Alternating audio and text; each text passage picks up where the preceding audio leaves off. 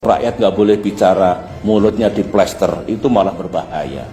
Poin saya, janganlah pemerintah ini alergi, cepat marah, kemudian tidak boleh ada warga negara yang melakukan kritik atau berbicara yang tidak menyenangkan kepada pemerintah atau kepada pemimpin kita.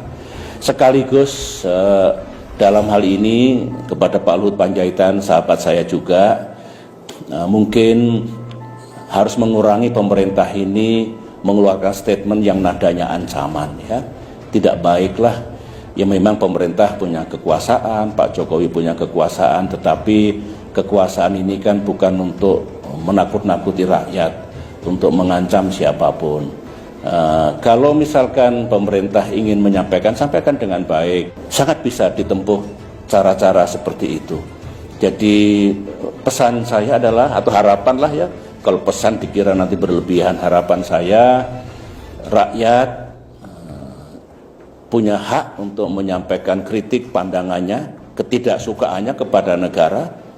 Pemimpin itu kalau mendengar rakyatnya tidak suka, kadang-kadang perlu itu untuk introspeksi gitu ya.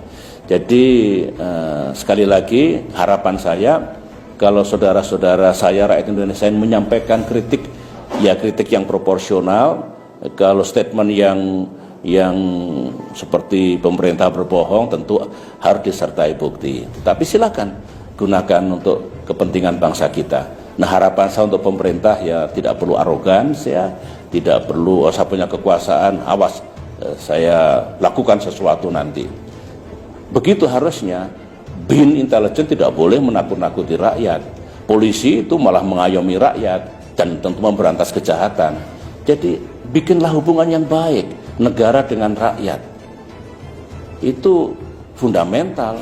Konstitusi kita sebetulnya oleh para pendiri republik diniatkan dulu tidak boleh menjadi negara kekuasaan, tapi juga tidak boleh rakyat itu di dalam menggunakan kebebasannya absolut.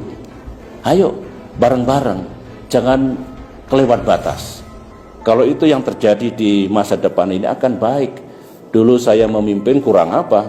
Dikritik, dihajar, dihujat, tapi pemerintahan saya tidak jatuh, ekonomi tetap 6%, demokrasi hidup, saya selesai alhamdulillah tepat pada waktunya. Jadi menurut saya ini juga pelajaran yang perlu diambil oleh kita semua. Dan memang sekarang maaf ya, tidak banyak kritik pada pemerintah, kritik kepada Pak Jokowi mungkin baik untuk stabilitas ya mungkin. Tapi saya dulu negara juga tidak jatuh meskipun dikritik habis-habisan. Cuma yang dulu mengkritik saya sekarang banyak diam, mungkin malu mengkritik mungkin. Tapi tidak apa-apa kok, asalkan ada takarannya.